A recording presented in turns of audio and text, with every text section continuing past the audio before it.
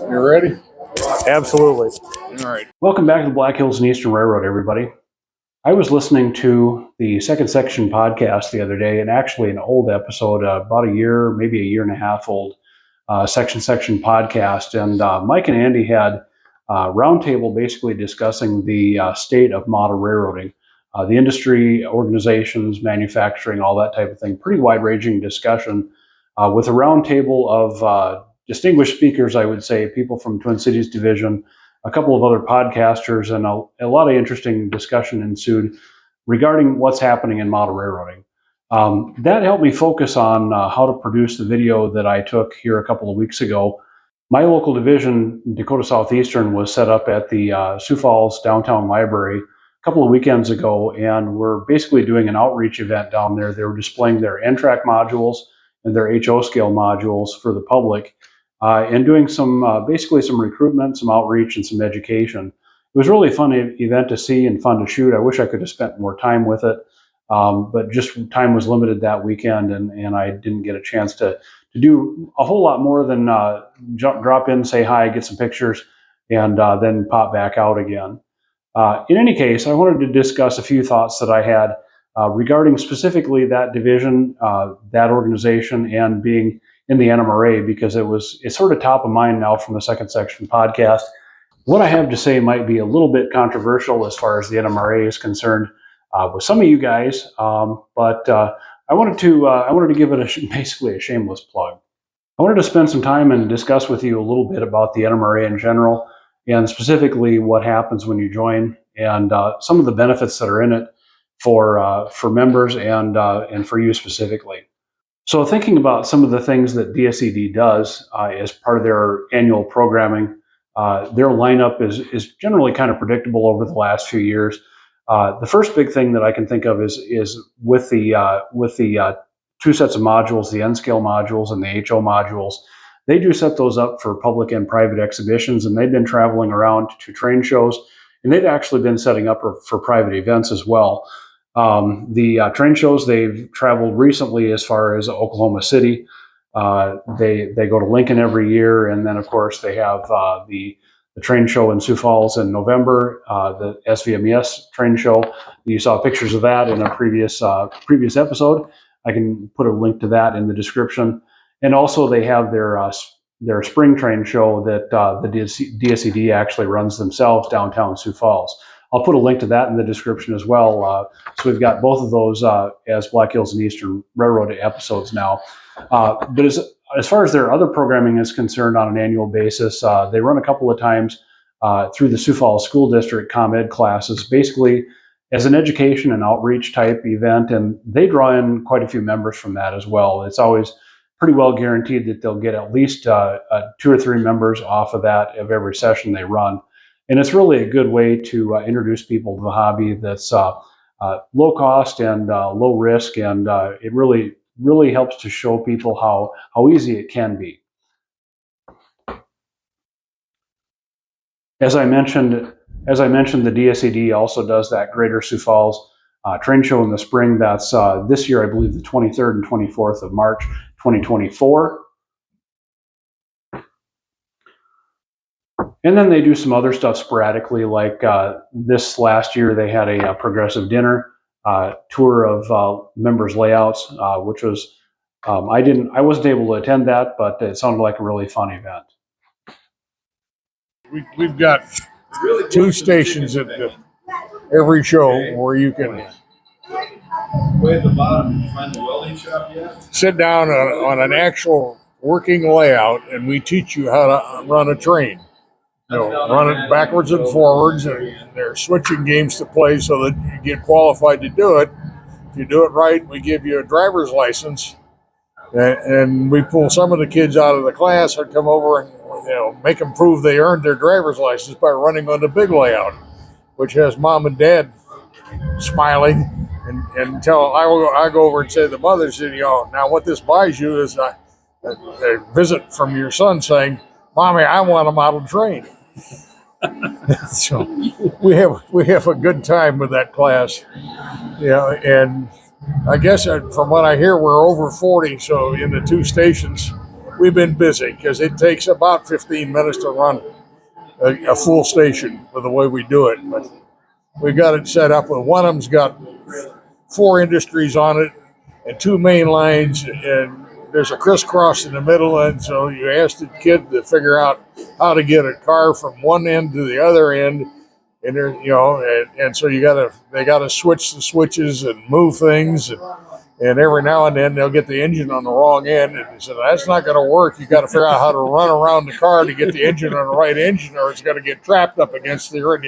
You can't do anything. So there are challenges, and you want to have some fun when the parents aren't watching and they come back.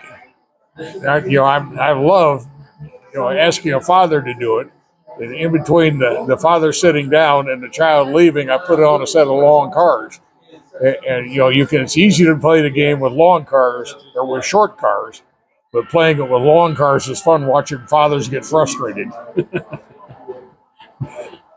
I had one boy in Sioux City that ran, must have been 20 times. Went and got his dad, brought his dad over there, and his dad couldn't do it. And that kid just ragged on him. I did it, Dad. Why can't you do it? He never told his dad. His dad finally figured out how to do it, but he never told his dad. He learned how to do it with short cars on it. I always wondered if he ever told his dad what I had done to him.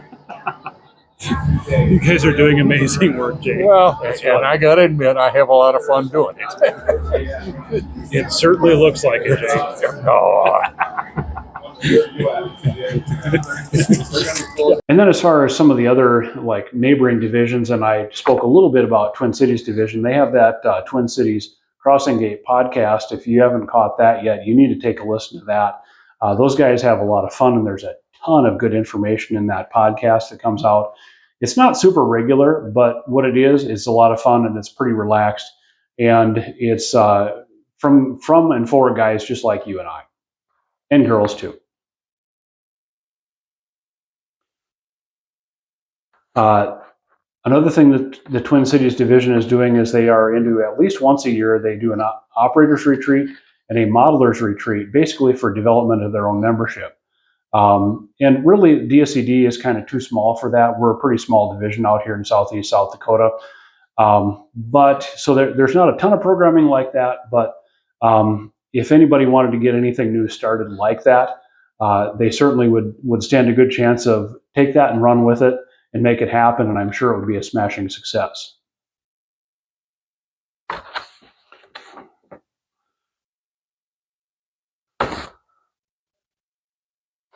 So my personal observations of what I get out of NMRA membership, since I am an NMRA member and have been for many years now, the first thing that comes to my mind is standards in interoperability. The second thing that I perceive benefit from the NMRA is fellowship. When I go to the library event, or when I go to basically any of those events when the DSED guys are around, I automatically feel kinship with them. It's a nice group of guys. It's a group of guys just like you and I that are out there to have fun and learn a few things. And they certainly do a good job of both those things. And they work hard together, and they play hard together. And it's really fun to see those guys out working together to accomplish the common goal of spreading the hobby. The third benefit I perceive is the programming, and again, I don't get into a whole lot of that with just my position in life where I am with having a career and having fairly young children at home, but I would appreciate getting into more of that, and I wish time would allow for more of it. And I guess the fourth point would somewhat go along with the outreach. Is the outreach and education that the DSED is doing. I mentioned the ComEd classes, and certainly they're doing a good job of educating people and reaching out and trying to bring new people into the hobby. I think in that way, my local division is doing a great job. I think that the NMRA is doing a great job trying to improve.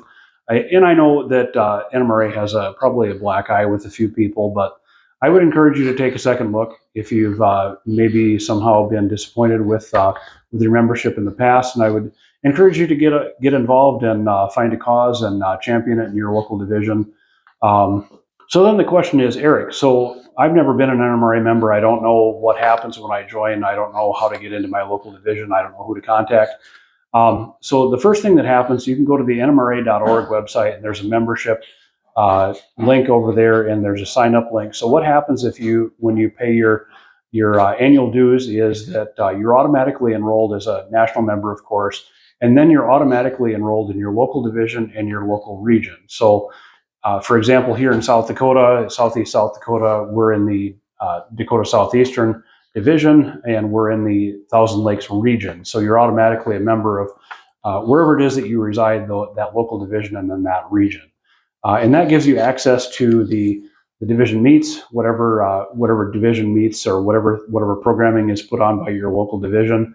And then, of course, your region conventions. And I've attended a few of those. I'll put a couple of pictures up here of things we've done. And there's been some pretty stimulating activities for that region convention, the Thousand Lakes Region Convention that we've done, contests, tours, industry tours, and things like that. Really amazing stuff. I guess the time has arrived again for us to pull the pin here. Hope you liked the content. If you did, hit that like button. Leave us a comment about what your experience is with your local division, your region, and the NMRA in general. Subscribe for more, and hopefully I'll see you in the next one.